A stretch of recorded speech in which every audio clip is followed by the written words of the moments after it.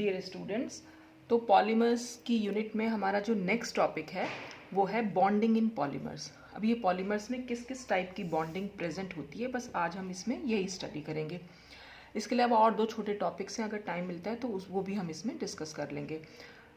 तो the polymer molecules are held together by primary forces such as covalent bonds and secondary forces such as weak van der Waals forces, hydrogen bonding and dipole dipole interactions. मतलब polymer molecules में दो types के forces जो हैं वो पाए जाते हैं। एक होते हैं प्राइमरी फोर्सेस और दूसरे होते हैं सेकेंडरी फोर्सेस। तो प्राइमरी फोर्सेस होंगे जैसे कोवलेंट बॉन्ड, आप लोगों ने पढ़ाई होगा कोवलेंट बॉन्ड, तो खैर सहसंयोजक बंध जिसको हम बोलते हैं। और सेकेंडरी फोर्सेस वो वीक फोर्सेस होते हैं, जैसे वॉन्डर वॉल फोर्सेस है या हाइड्रोजन बॉन्डिंग है या डाइपोल डाइपोल इंटरैक्शंस है। तो ये दोनों टाइप के फोर्सेस जो हैं वो पॉलीमर मॉलिक्यूल्स में पाए जाते हैं और ये पॉलीमर मॉलिक्यूल्स को आपस में बांधे रखते हैं। Covalent bonds hold the atom in the polymer molecules together. तो कोवलेंट बॉन्ड्स क्या करते हैं, जो पॉलीमर मॉलिक्यूल्स में एटम है उनको आपस में जोड़े रखते हैं। And secondary bonds hold the groups of polymer chains together to form the polymeric material. और जो सेकेंडरी फोर्सेज होते हैं वो क्या करते हैं, ये पॉलीमेरिक चेन्स के जो ग्रुप्स, बहुत सारी पॉलीमेरिक चेन, एक पॉलीमर है और उस पॉलीमर में बहुत सारी पॉलीमेरिक चेन है, तभी वो एक पॉलीमेरिक मटेरियल बन के आया है। तो वो जो बहुत सारी पॉलीमेरिक चेन्स हैं उनके ग्रुप्स को आपस में जोड़े रहते हैं। Different types of interaction in polymer chains में बी डिस्क्राइब एज। तो कौन कौन से बॉन्डिंग या कौन कौन से इंटरेक्शंस पॉलीमर्स में पाए जाते हैं वही हम आज इसमें पढ़ेंगे। तो इसमें सबसे पहला आता है पोलर इंटरेक्शंस। अब पोलर वर्ड हमने यूज कर लिया, इसका मतलब कहीं ना कहीं चार्ज, जो आवेश होता है उसके बारे में हम बात करेंगे। तो the electron cloud around a molecule may not be symmetrically distributed. जो इलेक्ट्रॉन, किसी मॉलिक्यूल में जो इलेक्ट्रॉन का क्लाउड होता है वो सिमेट्रिकली डिस्ट्रीब्यूटेड नहीं होता अगर उस मॉलिक्यूल में कोई इलेक्ट्रोनेगेटिव एटम प्रेजेंट हो। ये तो आप लोग पढ़ते हुए भी आए होंगे। जैसे सपोज हमारे पास हमने ले लिया ये, जैसे H और Cl ही ले लिया, अक्सर मैं यही एग्जाम्पल बता देती हूँ। तो यहाँ पर जो कोवलेंट बॉन्ड है, ये बीच में कोवलेंट बॉन्ड है, इसमें क्लोरीन का एक इलेक्ट्रॉन है और यहाँ हाइड्रोजन का एक इलेक्ट्रॉन है और इन दोनों के बीच में इन दोनों इलेक्ट्रॉन्स की शेयरिंग है।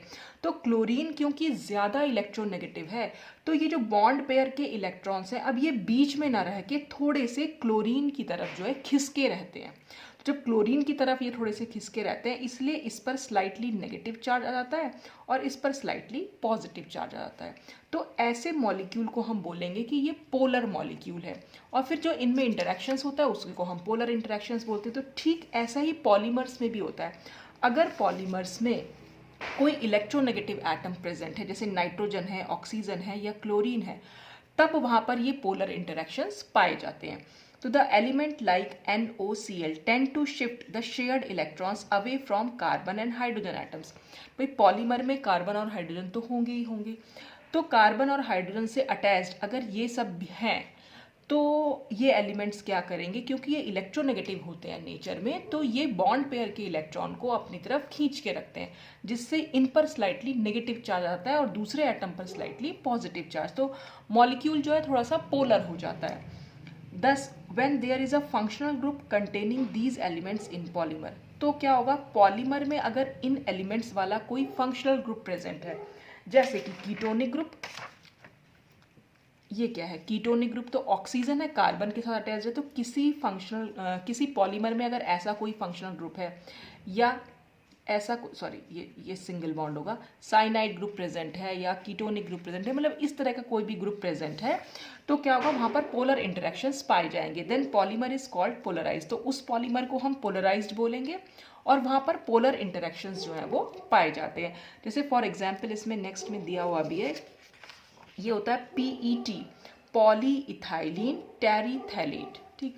और इसका स्ट्रक्चर हम कुछ इस तरह से बना सकते हैं, मतलब ये पूरा स्ट्रक्चर नहीं बनाया है पॉलीमर का, ये जो डॉट डॉट छोड़ दिया है यहाँ पर, इसका मतलब आगे भी बिल्कुल ऐसे ही जो है चेन्स जो है वो जुड़ती चली, मतलब ये जो मॉलिक्यूल मैंने बना रखा है ऐसे ही बहुत सारे मॉलिक्यूल्स यहाँ पर जुड़ते हुए चले जा रहे हैं। तो ये एक पॉलीमर का स्ट्रक्चर है जिसमें आप देख रहे हैं कि C+O ग्रुप है। तो C+O है तो ऑक्सीजन क्योंकि ज़्यादा इलेक्ट्रोनेगेटिव है इसीलिए इस पर स्लाइटली नेगेटिव है और यहाँ जो ये कार्बन है इस पर स्लाइटली पॉजिटिव चार्ज है। तो ये जो है पोलर इंटरेक्शंस जो हैं वो पॉलीमर्स में पाए जाएंगे अगर वहाँ पर कार्बन या हाइड्रोजन के साथ कुछ इस तरीके का इलेक्ट्रोनेगेटिव एलिमेंट्स प्रेजेंट होंगे। फिर नंबर सेकंड टाइप के फोर्सेस आते हैं डाइपोल डाइपोल फोर्सेस। अब डाइपोल से तो पता चल रहा है अपने आप में कि कहीं ना कहीं एक जैसे ये भी बन गया, ये भी एक डाइपोल है जहाँ पर एक पॉजिटिव पोल है और एक नेगेटिव पोल है। तो जब ऐसा ही एक पोल और एक पॉलीमेरिक चेन ऐसी है, फिर दूसरी भी पॉलीमेरिक चेन ऐसी ही होगी, तो उस पॉलीमेरिक चेन में ये एक डाइपोल है और एक दूसरा डाइपोल होगा। तो डाइपोल डाइपोल के बीच में जो फोर्सेस लगेंगे बस उसी को हम डाइपोल डाइपोल फोर्सेस बोल देते हैं। तो dipole dipole forces arise from the attraction between polar groups in polymers. तो पॉलीमर्स में जो ये पोलर ग्रुप्स होते हैं और इन पोलर ग्रुप्स के बीच में जो अट्रैक्शन होता है उन्हीं को हम डाइपोल डाइपोल फोर्सेस कह देते हैं। तो these are attractive forces between the positive end of one polar group in one polymeric chain and the negative end of the other polar group in the another polymeric chain। देखो जैसे कि polyester का example यहाँ पर दिया हुआ है, आप ये एग्जाम्पल भी दे सकते हैं। तो यहाँ पर क्या है, जैसे पॉलिएस्टर में ये जो स्ट्रक्चर कुछ इस तरह से बना है, मतलब ये पूरा स्ट्रक्चर नहीं बनाया है पॉलिएस्टर का, बस जहाँ पर ये कीटोनिक ग्रुप प्रेजेंट है बस वहाँ पर शो किया हुआ है। तो जैसे ये एक चेन थी, उस चेन में ये C डबल बॉन्ड O है, ऐसे ही एक और चेन है, ऐसी बहुत सारी चेन्स होंगी पॉलीमर की और तभी वो सब आपस में मिलके पॉलिएस्टर जो है बना रही है। तो ये क्या है, यहाँ पर एक डाइपोल बन गया कार्बन, क्योंकि कम इलेक्ट्रोनेगेटिव है इसलिए इस पर स्लाइटली पॉजिटिव है, ऑक्सीजन पर स्लाइटली पॉजिटिव है। तो ये पॉजिटिव और नेगेटिव पोल्स बन गए हैं, तो इसीलिए हम इसको बोल रहे हैं कि ये एक डाइपोल है, द्विध्रुव बन गया है ये। ऐसे ही दूसरा एक डाइपोल है दूसरी पॉलीमेरिक चेन में, तो इसका क्या होगा, इस पोलर ग्रुप का नेगेटिव एंड और दूसरे पोलर ग्रुप का पॉजिटिव एंड ये आपस में इंटरेक्शन शो करेंगे, क्योंकि पॉजिटिव और नेगेटिव के बीच में अट्रैक्शन तो होगा ही। ये जो मैंने ब्लैक ब्लैक दिखा रखा है यही हम बोलते हैं इसी को कि डाइपोल डाइपोल इंटरेक्शन है, यानी ये फोर्सेस हैं जो डाइपोल और डाइपोल के बीच में होते हैं। तो ये सब पॉलीमर्स में पाए जाएंगे अगर वहाँ पर कहीं पोलर ग्रुप प्रेजेंट होंगे तो। फिर नेक्स्ट है इसमें हाइड्रोजन बॉन्डिंग। अब हाइड्रोजन बॉन्डिंग भी आपने सुना होगा, अगर हाइड्रोजन किसी इलेक्ट्रोनेगेटिव एलिमेंट से अटैच्ड होता है तो फिर से हाइड्रोजन पर स्लाइटली पॉजिटिव चार्ज होगा और उस इलेक्ट्रोनेगेटिव एटम पर स्लाइटली नेगेटिव चार्ज होगा। और फिर वैसा ही एक और अगर हमारे पास हाइड्रोजन वाला ग्रुप है तो वहाँ पर दोनों के बीच में हाइड्रोजन बॉन्डिंग हो सकती है। जैसे कि अगर मैं एग्जाम्पल के तौर पे बताऊँ, जैसे हम ammonia molecule, water molecule, simple सा वाटर मॉलिक्यूल की बात करते हैं, ये वाटर मॉलिक्यूल है। ऑक्सीजन पर क्योंकि ऑक्सीजन ज़्यादा इलेक्ट्रोनेगेटिव है इसलिए स्लाइटली नेगेटिव है, हाइड्रोजन पर स्लाइटली पॉजिटिव हो जाएगा। अब ऐसे ही एक दूसरा हमारे पास अगर वाटर का मॉलिक्यूल हो तो उस पर भी स्लाइटली नेगेटिव और इस पर स्लाइटली पॉजिटिव। तो अब इस मॉलिक्यूल का ये ऑक्सीजन और इस मॉलिक्यूल का ये हाइड्रोजन, क्योंकि दोनों पर ऑपोजिट चार्जेस हैं तो इनके बीच में एक बॉन्ड बन जाता है और उसी को हम, एक वीक बॉन्ड होता है ये, लेकिन उसी को हम बोल देते हैं हाइड्रोजन बॉन्ड। तो जैसे वाटर मॉलिक्यूल में ऐसे हाइड्रोजन बॉन्ड बन रहा है, ऐसे ही अगर किसी पॉलीमर में इस टाइप की कोई ग्रुपिंग प्रेजेंट हो, फिर वही बात है पोलैरिटी जहाँ पर भी होगी वहाँ पर हाइड्रोजन बॉन्डिंग, मतलब हाइड्रोजन किसी इलेक्ट्रोनेगेटिव एटम से अटैच होना चाहिए, ये इसकी कंडीशन है। तो अगर किसी पॉलीमर में ऐसा कोई हाइड्रोजन, बहुत सारे कहीं ना कहीं हाइड्रोजन तो होंगे ही, हाइड्रोजन अगर किसी इलेक्ट्रोनेगेटिव एटम से अटैच्ड होगा तो वहाँ पर जो है इस तरह की हाइड्रोजन बॉन्डिंग होने के बहुत ज़्यादा चांसेस होते हैं। तो मॉलिक्यूल्स विद आइदर NH और OH groups will form strong secondary forces, ठीक है, तो वो इस टाइप के हाइड्रोजन बॉन्डिंग की टाइप के फोर्सेस को बना सकते हैं। इन क्लोथ्स, जैसे कि एग्जाम्पल के तौर पे ले रहे हैं, in clothes made from cellulose such as cotton, linen, rayon, chains are linked by hydrogen bonds. तो जैसे कपड़े होते हैं, कपड़े हमारे सेल्यूलोज के बने, कैसे सेल्यूलोज, जैसे कॉटन है, कॉटन के कपड़े होंगे, लिनन के कपड़े या रेयन के होंगे, तो उसमें जो पॉलीमेरिक चेन्स होंगी वो आपस में हाइड्रोजन बॉन्डिंग के थ्रू लिंक्ड होती हैं। तो hydrogen bonding is the strongest intermolecular force. जितने भी हमारे ये जो सेकेंडरी फोर्सेज हैं उन सभी फोर्सेज में हाइड्रोजन बॉन्ड जो है वो अपने आप में सबसे ज़्यादा स्ट्रॉन्गेस्ट फोर्स होता है।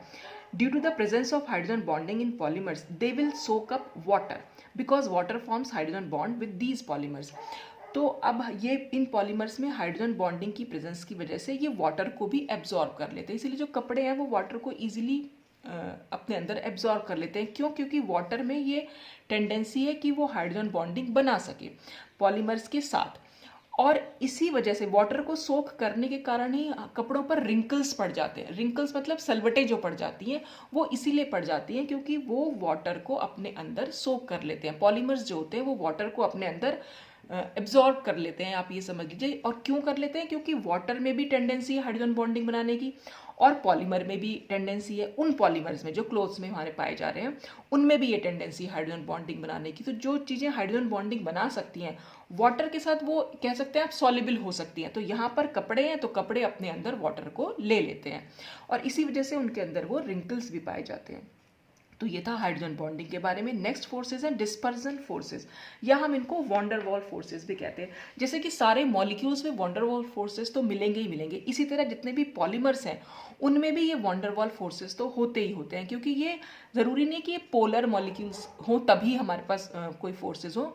नॉन पोलर मॉलिक्यूल्स के बीच में भी ये वॉन्डर वॉल फोर्सेस हो सकते हैं। तो these are the intermolecular forces present in all polymers. ये सभी पॉलीमर्स में पाए जाने वाले इंटरमॉलिक्यूलर फोर्सेस हैं। These are also called van der Waals forces. इन डिस्पर्जन फोर्सेस को हम वॉन्डर वॉल फोर्सेस भी कहते हैं। These forces are present in non polar polymers such as polyethylene. तो जहां पर भी, ये मैंने इसमें ई नहीं लिखा है, जैसे पॉलीथीन है, अब पॉलीथीन कैसे बना? इथीन से बना होगा। तो इथीन के ये CH2, ये CH2, ये CH2 इस तरह से जुड़ते चले गए, या CH2। तो कहीं पर भी कोई पोलैरिटी हमें दिखाई नहीं दे रही है, क्योंकि कार्बन और हाइड्रोजन के बीच में इतनी ज़्यादा पोलैरिटी नहीं होगी। तो ये तो नॉन पोलर स्ट्रक्चर हुआ। तो नॉन पोलर स्ट्रक्चर भी आपस में, नॉन पोलर पॉलीमर्स में भी, मतलब ये जो वॉन्डर वॉल फोर्सेज हैं वो पाए जाते हैं। तो पोलर तो ग्रुप्स होंगे तब तो पोलैरिटी वाले जो जितने भी हमारे अभी हमने पढ़े हाइड्रोजन बॉन्डिंग हो, चाहे वो डाइपोल डाइपोल फोर्सेज हो, वो या पोलर इंटरेक्शंस हो, वो पाए जाते हैं। लेकिन अगर नॉन पोलर ग्रुप्स हैं तो उनमें वॉन्डर वॉल फोर्सेज भी पाए जाएंगे। तो ये सब थे बॉन्डिंग। पॉलीमर्स में किस टाइप की बॉन्डिंग हम देख सकते हैं। अब इसी में पॉलीमर्स में एक नेक्स्ट टॉपिक है कोहेसिव एनर्जी। अब ये कोहेसिव एनर्जी से क्या मतलब है? तो secondary forces lead to the aggregation of separate molecules into solid and liquid phases. अब देखो क्या हुआ, जो ये सेकेंडरी फोर्सेस थे जिनकी हमने, जैसे हाइड्रोजन बॉन्डिंग था या डाइपोल डाइपोल फोर्सेस या वॉन्डर वॉल फोर्सेस हैं, ये क्या करते हैं? मॉलिक्यूल्स जैसे दूर दूर हैं मॉलिक्यूल्स, उन मॉलिक्यूल्स को पास में लाके इकट्ठा कर देते। एग्रीगेशन मतलब एक जगह इकट्ठा कर देना। तो ये अलग अलग मॉलिक्यूल्स को एकदम पास में लाते हैं, क्योंकि फोर्सेज हैं, फोर्स ऑफ अट्रैक्शन है एक्चुअल में। तो एक एटम दूसरे एटम से या एक मॉलिक्यूल दूसरे मॉलिक्यूल से जो है वो आपस में जुड़ता चला जाता है।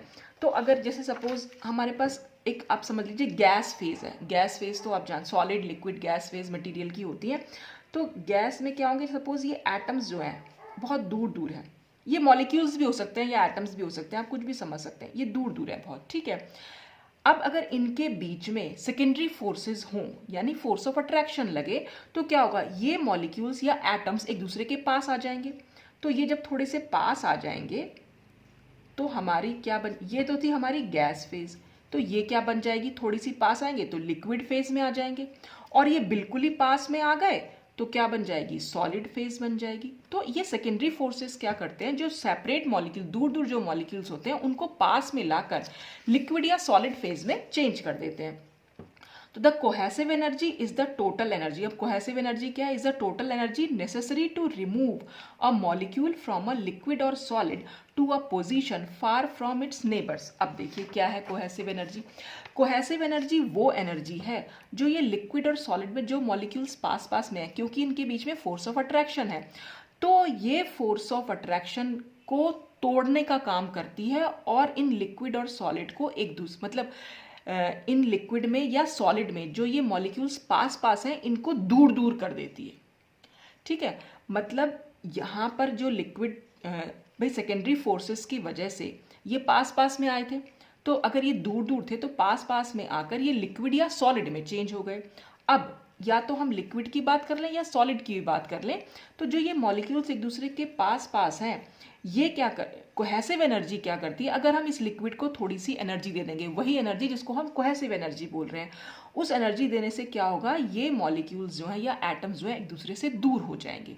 या हम इस सॉलिड को गर्म कर दें या हीट कर दें, एनर्जी किसी भी फॉर्म में दे सकते हैं। कोहेसिव एनर्जी वो हुई जो इन मॉलिक्यूल्स को एक दूसरे से दूर करने के काम आती है। तो cohesive energy is the total energy necessary to remove a molecule from a liquid और सॉलिड।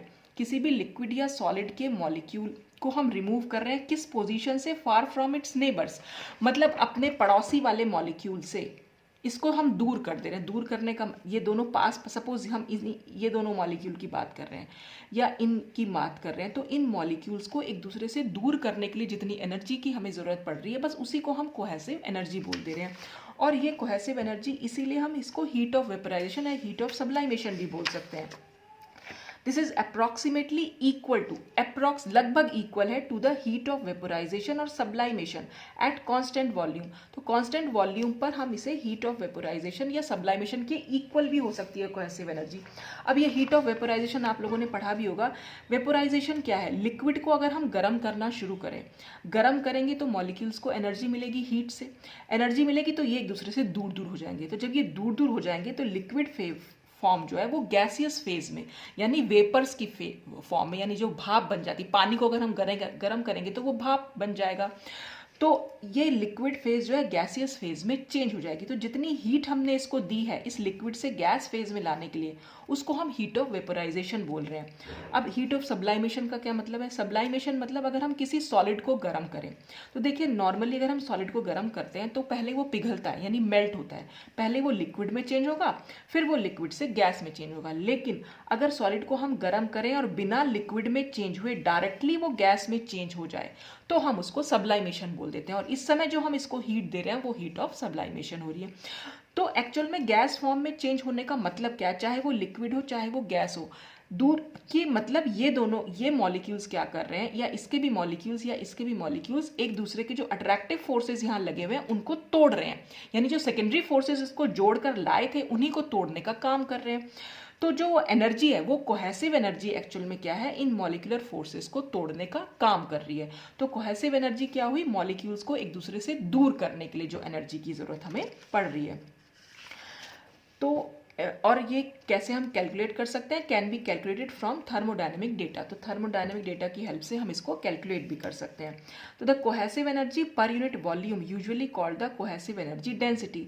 अगर हम cohesive energy per unit volume calculate करें तो उसी को हम कोहेसिव एनर्जी डेंसिटी भी बोल देते हैं। तो a polymer containing polar groups exerts strong attractive forces on it's neighbours. तो अगर किसी पॉलीमर में पोलर ग्रुप्स प्रेजेंट हुए, तो पोलर ग्रुप्स प्रेजेंट होंगे तो उनके बीच में बहुत ज़्यादा स्ट्रॉन्ग फोर्सेज होंगे। जो मॉलिक्यूल्स ऑन इट्स नेबर्स, मतलब जो मॉलिक्यूल्स प्रेजेंट होंगे उनके बीच में अट्रैक्टिव फोर्सेज बहुत ज़्यादा होंगे।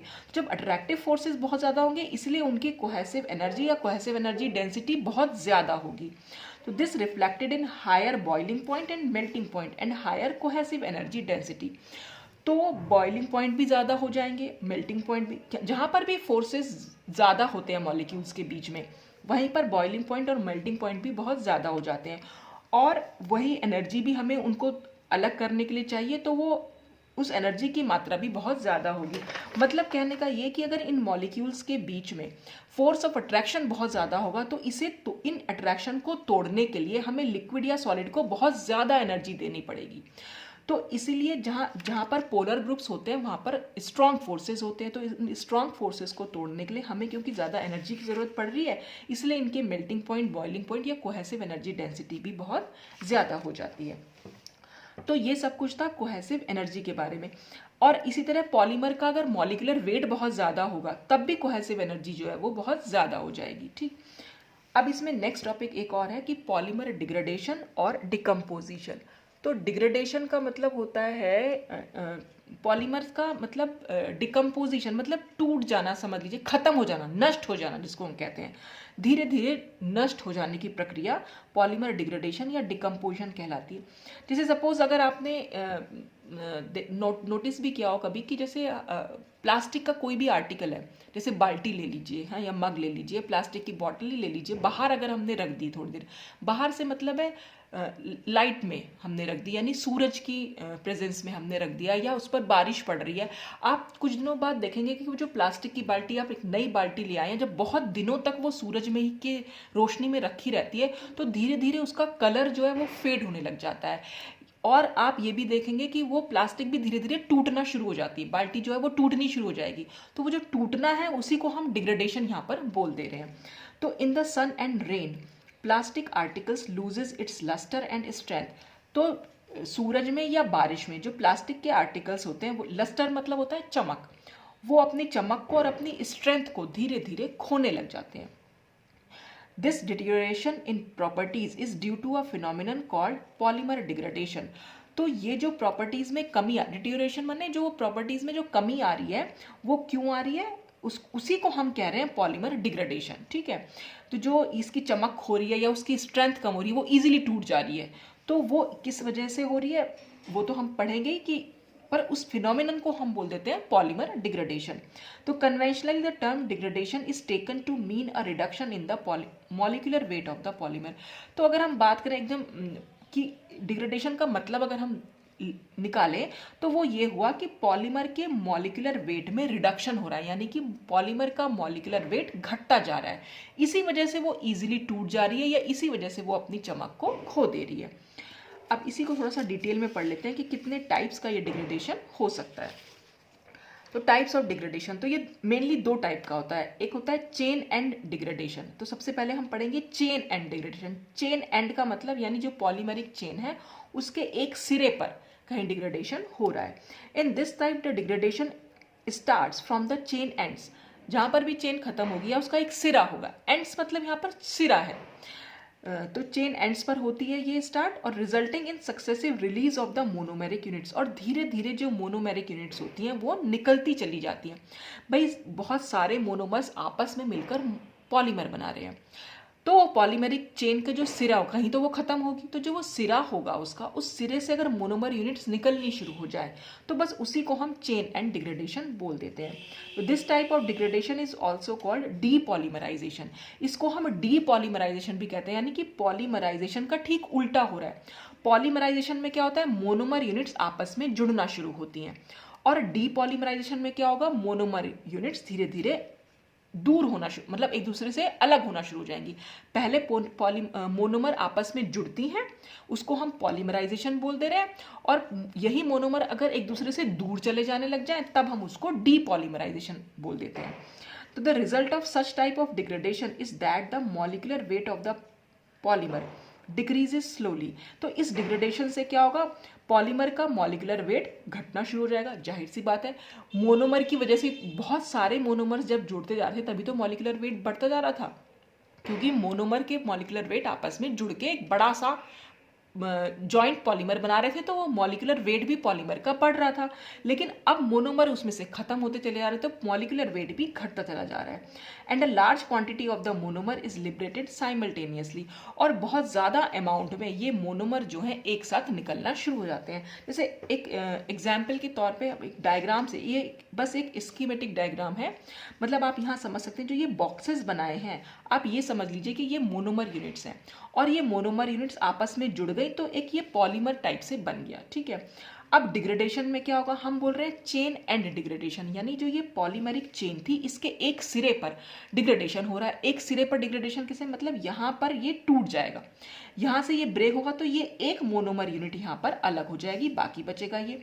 फिर डिग्रेडेशन होगा, फिर ये कोने से फिर एक यूनिट टूट जाएगी, तो अब क्या हो जाएगा, ये दो यूनिट यहाँ पर आ गई है, पहले एक यूनिट थी दूसरी यूनिट ये आ गई, तो दो मोनोमर यूनिट यहाँ से अलग हो गई, फिर ये छोटा हो गया। तो आप देख रहे हैं जो मॉलिक्यूलर वेट कम कैसे हो रहा है, क्योंकि सबका अपना अपना मॉलिक्यूलर वेट है, तभी इस पूरे पॉलीमर का मॉलिक्यूलर वेट बन के आया।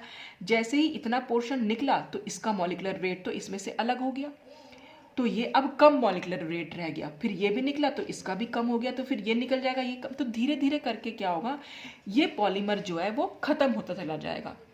और ये खत्म होने का मतलब ये है कि जैसे प्लास्टिक है वो धीरे धीरे अगर आप बाहर हो, ऐसा तो नहीं कि वो डिसअपियर हो जाएगी, लेकिन वो इजीली टूट जाएगी, उसकी चमक खत्म हो जाएगी, और आप उस पर जरा सा भी डंडा ही मार दोगे या अपना हाथ भी मार दोगे तो तुरंत वो टूट जाएगा, तो इजीली टूट जा रहा है वो, तो उसी को हम डिग्रेडेशन बोल दे रहे हैं। और ये चेन एंड का मतलब क्या, एक सिरे से उस पॉलीमर का खत्म होते चले जाना और मॉलिक्यूलर वेट का डिक्रीज होते चले जाना।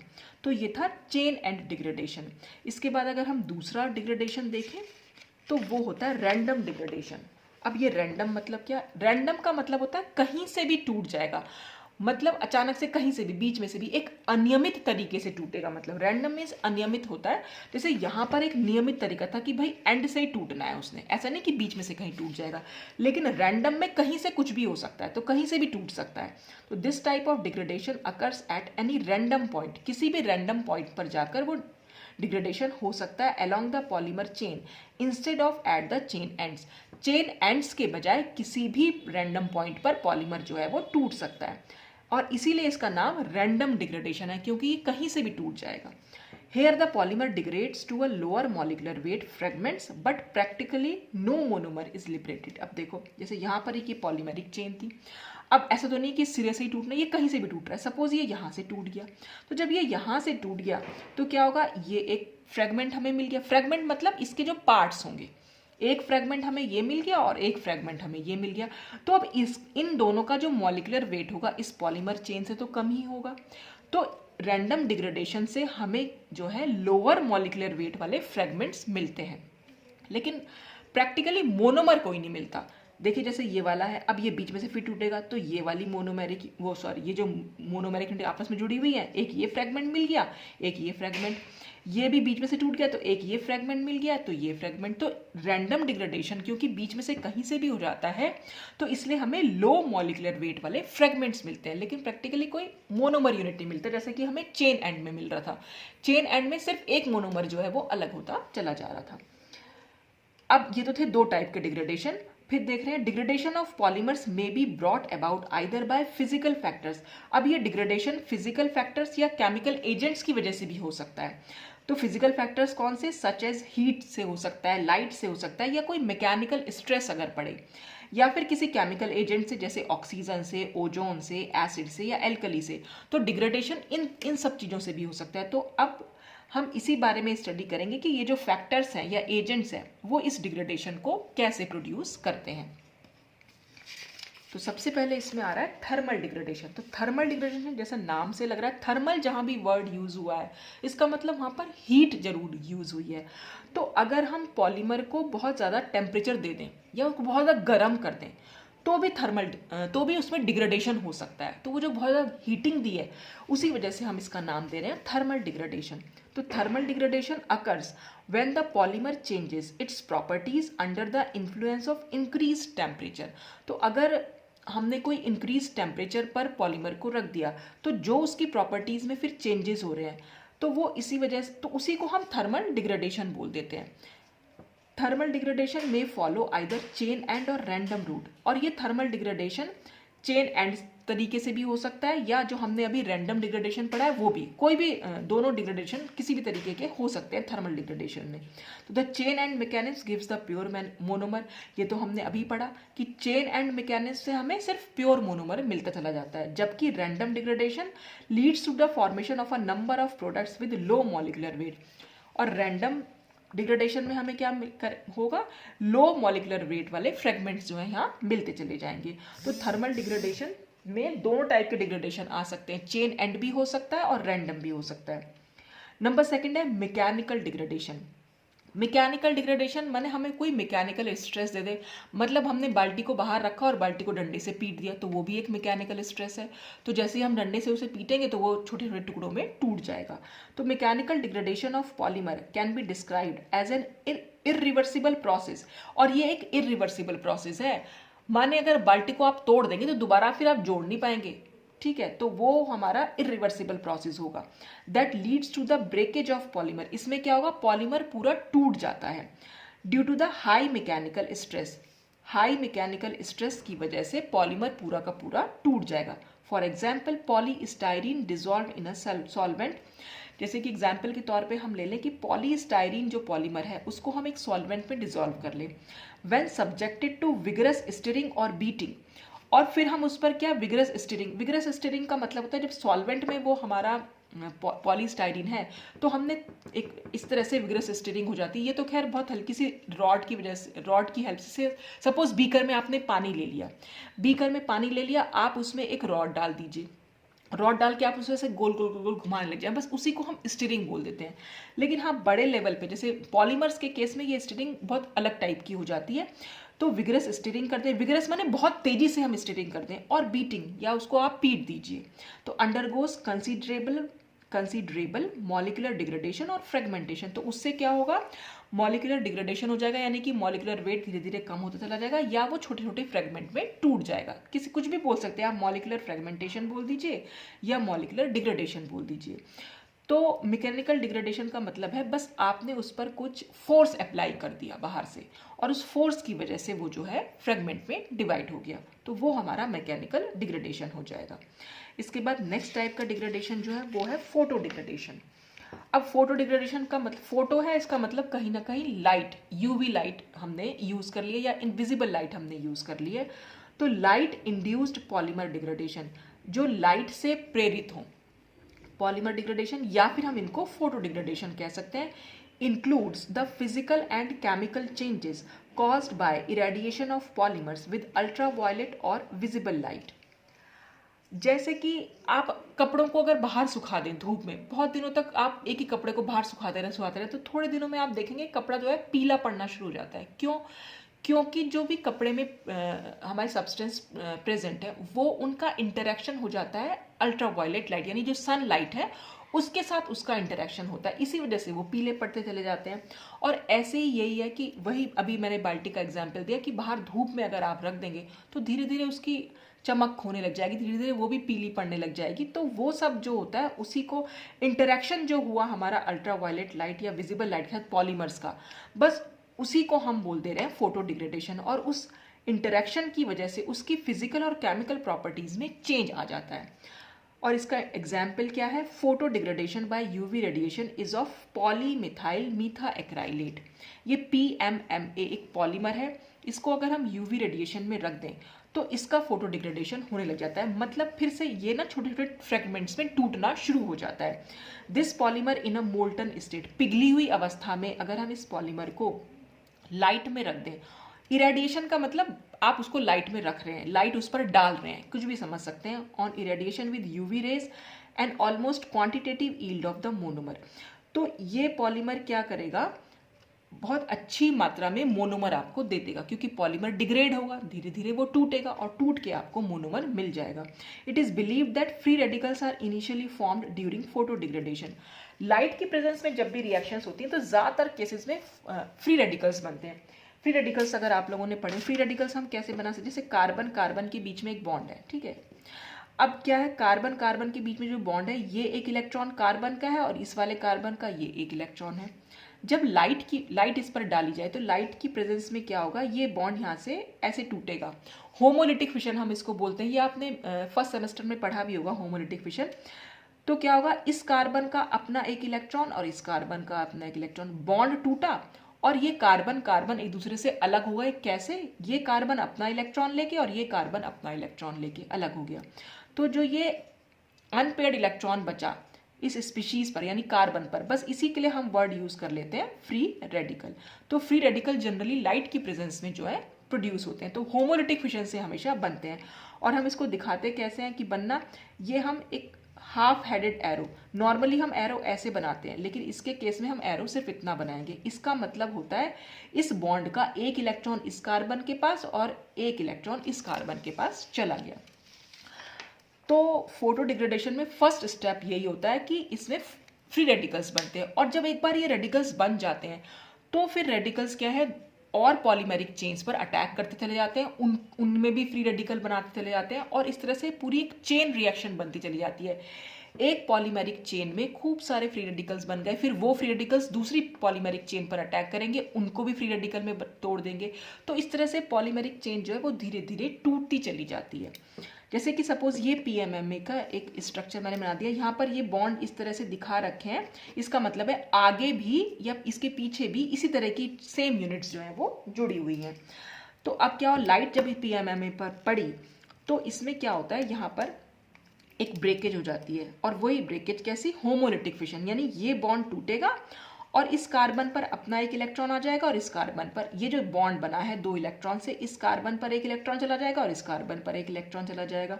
तो देखिए जब इस कार्बन पर एक इलेक्ट्रॉन चला जाएगा तो C पर हम एक इलेक्ट्रॉन दिखा देंगे, ये डबल बॉन्ड O बना दिया और नीचे OCH3, तो ये एक फ्री रेडिकल बन गया। और इस कार्बन पर भी हम एक यहाँ पर दिखाई दिया मैंने एक इलेक्ट्रॉन, और बाकी सारा स्ट्रक्चर हमारा ऐसा ही रह गया। तो ये जो हमारा पीएमएम में था, ये जैसे ही लाइट पड़ी तो ये तो क्योंकि पूरी लंबी चेन है तो ये बीच बीच में से टूटती चली जाएगी इस तरह से, तो क्या फ्रेगमेंट हमें मिलते चले जाते हैं। तो इस तरह से हम मोनोमर यूनिट इसमें से निकाल सकते हैं। अब क्या है, ये फ्री रेडिकल बन गए तो ऐसा नहीं कि ये यूं ही पड़े रहेंगे, ये क्या करेंगे, दूसरी पॉलीमेरिक चेन पर अटैक कर देंगे। जैसे कि इस वाले ने एक और पॉलीमेरिक चेन ले ली हमने पीएमएम में की, इस फ्री रेडिकल ने उस पर अटैक कर दिया, और इसने उस पर अटैक करके किया क्या, देखिए यहाँ पर CH2 है, यानी कार्बन से 2 हाइड्रोजन जो हैं जुड़े हुए हैं।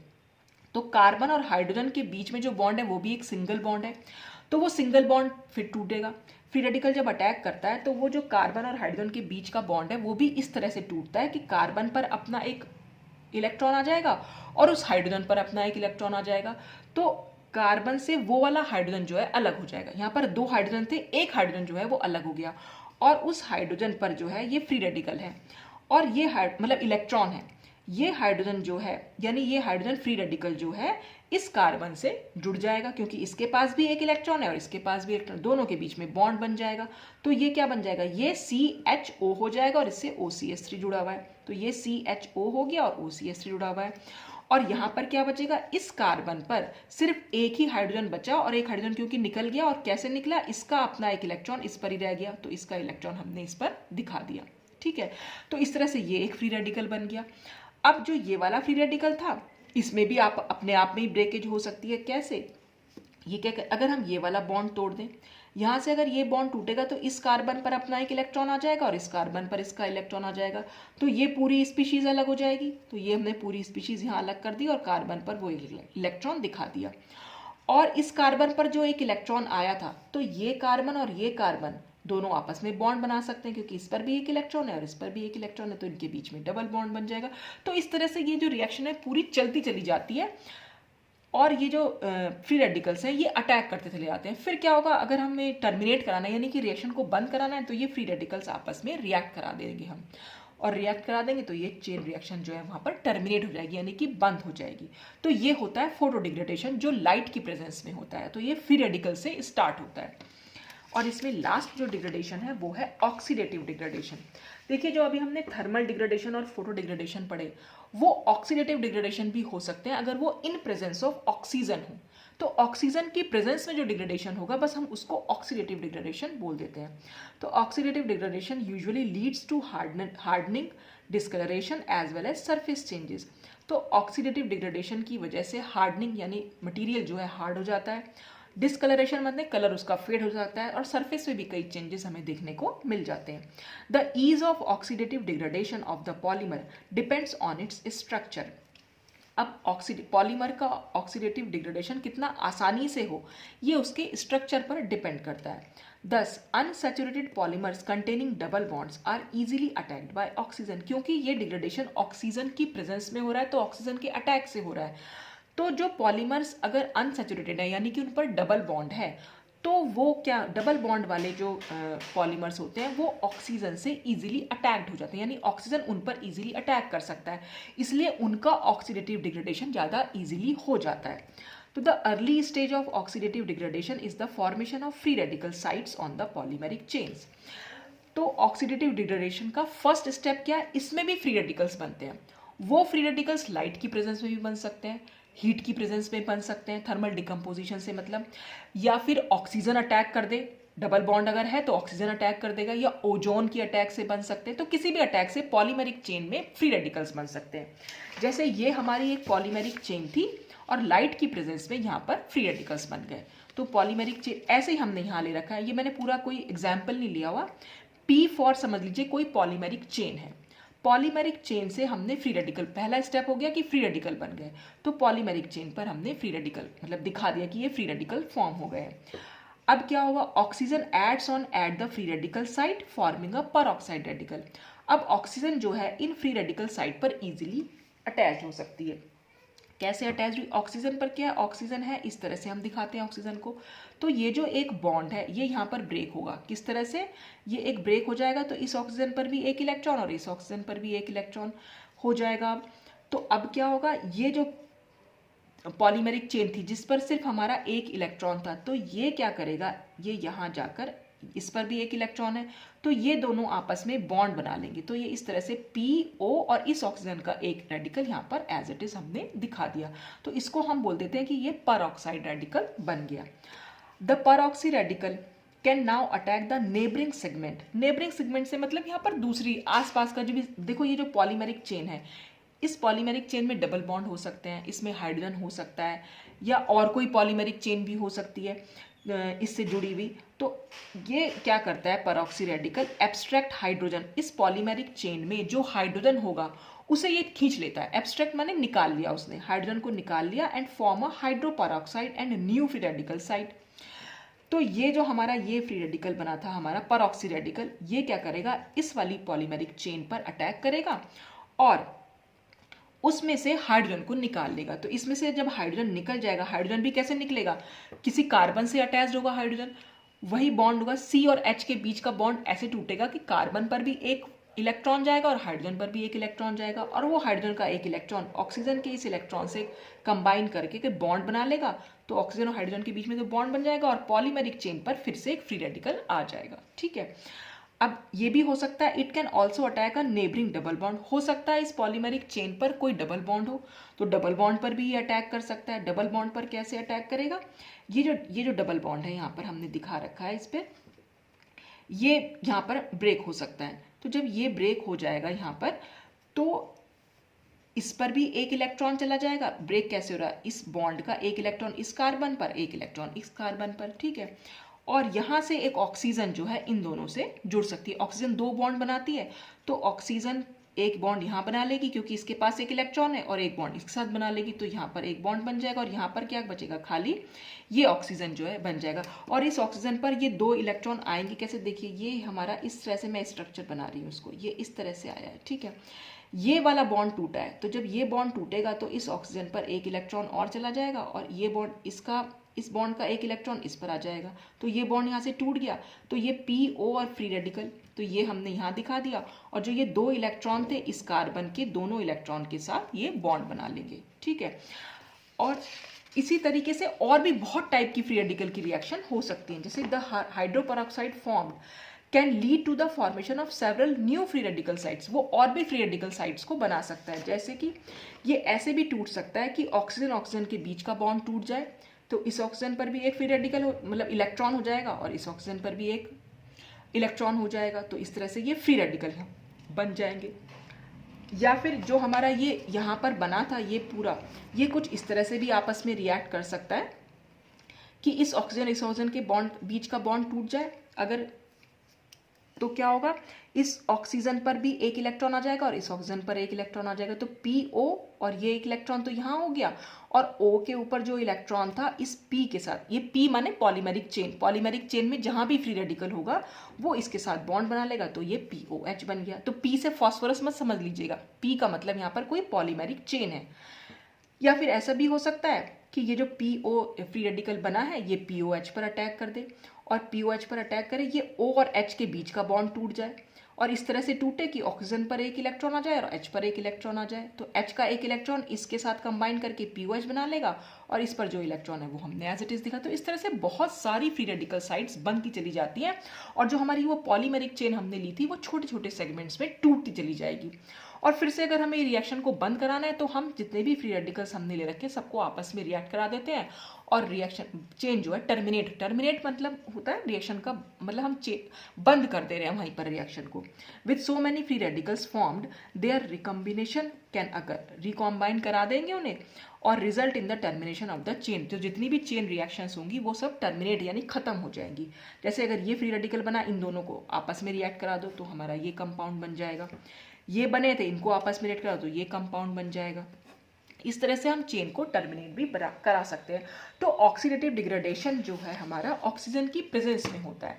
तो जो भी ये फोटो डिग्रेडेशन हो या थर्मल डिग्रेडेशन, ये भी ऑक्सीडेटिव डिग्रेडेशन हो सकते हैं अगर इन प्रेजेंस ऑफ ऑक्सीजन हम कराएं तो ये सब कुछ हमने छोटी छोटी 3 टॉपिक्स इसमें पढ़े कि बॉन्डिंग इन पॉलीमर्स क्या था, कोहेसिव एनर्जी क्या थी, और पॉलीमर डिग्रेडेशन या डिकम्पोजिशन भी हम वर्ड यूज कर लेते हैं इसके लिए। तो आज के लिए तो बस इतना ही। नेक्स्ट वीडियो में हम नेक्स्ट टॉपिक डिस्कस करेंगे। Thanks for watching.